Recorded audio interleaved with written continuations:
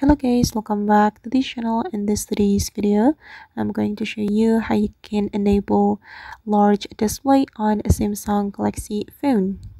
Alright guys, let's get into it. First thing first, you can open your settings application, and after you have your settings application opened, you can go to the accessibility setting.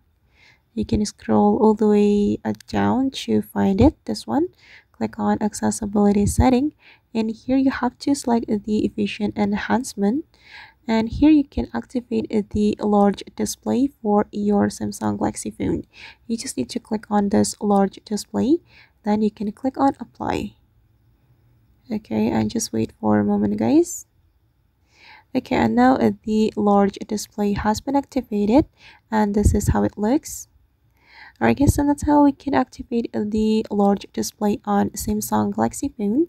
I hope this tutorial will be useful for you. Thank you so much for watching, and if you found this tutorial useful, don't forget to like, comment, share, and also subscribe to this channel. See you on the next video.